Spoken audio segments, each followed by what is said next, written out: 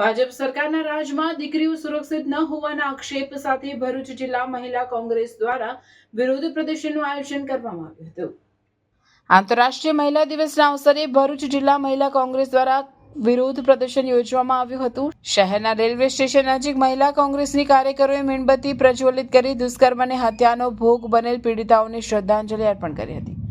પ્રદર્શન દરમિયાન મહિલા કાર્યકરોએ દેશ અને રાજ્યમાં મહિલાઓ પર વધી રહેલા અત્યાચાર અંગે ચિંતા વ્યક્ત કરી હતી। તેમણે આક્ષેપ કર્યો હતો કે ભાજપ સરકારના શાસનમાં દીકરીઓ સુરક્ષિત નથી અને મહિલાઓની સુરક્ષા માટે સરકાર તરફથી પૂરતા પગલાં લેવામાં આવતા નથી।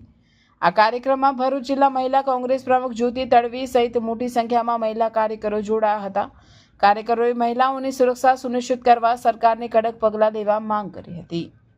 નમસ્કાર, હું જ્યોતિબેન તડવી, ભરૂચ જિલ્લા મહિલા પ્રમુખ।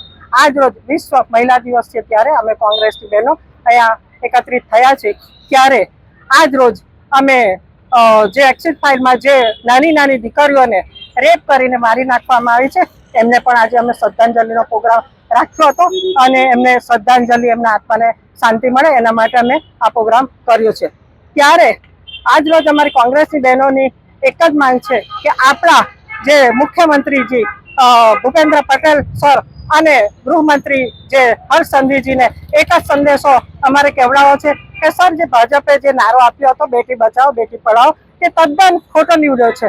ત્યારે તમે રોજ ને રોજ તમે જુઓ બળાત્કારીઓના કિસ્સા વધી રહ્યા છે। સવારે ઉઠીને તમે પેપરનું પત્તું ખોલો એટલે એક ગમે તે જગ્યાએ તમે બળાત્કારીઓનું બળાત્કાર થયો જ હોય છે। ત્યારે હાલમાં જે ભરૂચ જિલ્લામાં એક ખૂબ જ દુઃખદ અને શરમનાક ઘટના બની છે। ત્યારે 11 વર્ષની દીકરીને એક નબીરાએ તીખી નાખી છે। ત્યારે મારે ભૂપેન્દ્ર સરને અને હર્ષ સંઘવી સાહેબને એક જ સંદેશો કહેવો છે કે વહેલામાં વહેલી તકે જે આ રેપ કરનારાઓ છે, જે દીકરીઓને આ મોતને ઘાટ ઉતારે છે, એમને વહેલામાં વહેલી તકે ફાંસીની સજા આપે ને કડક ને કડક કાર્યવાહી કરે એવી અમારી કોંગ્રેસની બહેનોની માંગ છે।